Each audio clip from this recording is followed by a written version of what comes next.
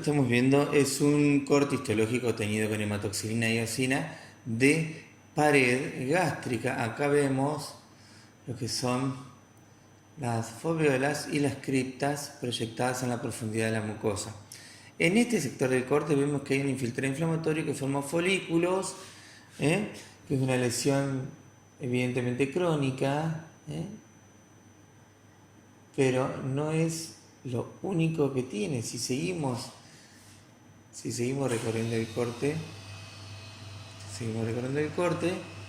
vemos que en un sector comienzan a aparecer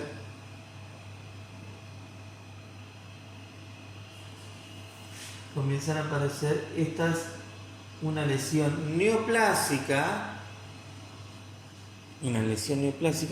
que infiltra, por lo tanto una lesión neoplásica maligna. ¿De qué estirpe? De estirpe epitelial. ¿Por qué me di cuenta que es epitelial? Porque forma estructuras,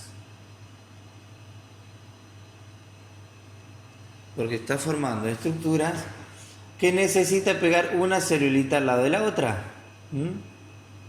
para hacer esa estructura infiltrante. Por lo tanto, puede decir que es epitelial. Entonces, al momento puede ser que una lesión neoplásica maligna de estirpe epitelial. Por lo tanto, ya estoy en condiciones de decir que esto es un carcinoma. Y esa estructura epitelial fíjense que tienen luces. Por lo tanto, podemos decir que esto es un adenocarcinoma en cuanto a su formato, porque hace un formato glanduliforme. Fíjense que infiltra con estas células que tienen atipia.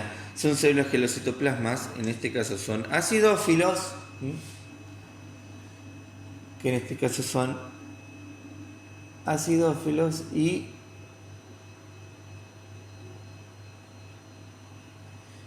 y los núcleos de distinto tamaño, de cromatina abierta con nucleolo evidente. Alrededor de estas estructuras glanduliformes infiltrantes, el tejido conectivo está reaccionando con una mayor reacción fibroblástica que se conoce como reacción desmoplásica. Esa reacción noble del tejido conectivo al verse infiltrado por un carcinoma. Entonces acá lo que estamos viendo es una reacción desmoplásica estromal ante la lesión neoplásica maligna de estirpe epitelial que diferencia estructuras glandulares. Por eso podemos decir que esto es un adenocarcinoma. Bien. Teniendo en cuenta la clasificación de tumores gástricos, los carcinomas gástricos se dividen en difuso con célula en anillo de sello y de tipo intestinal. En este caso es el de tipo intestinal.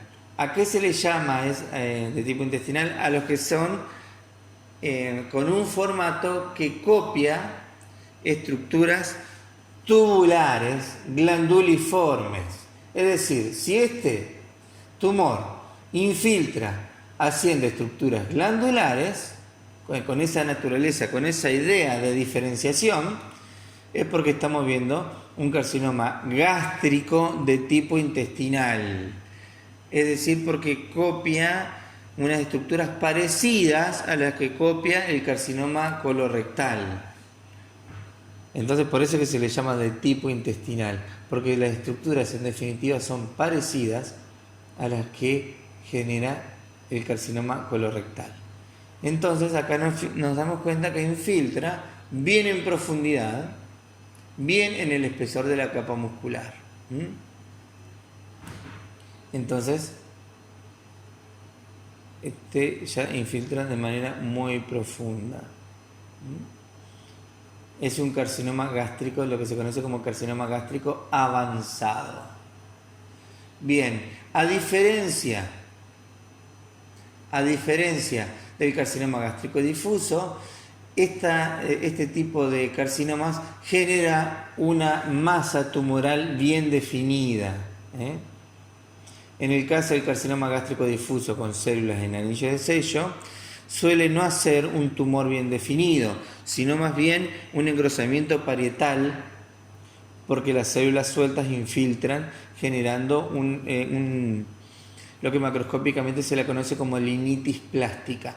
En cambio, este tumor genera una formación bien definida, y es una de las características macroscópicas del carcinoma gástrico de tipo intestinal.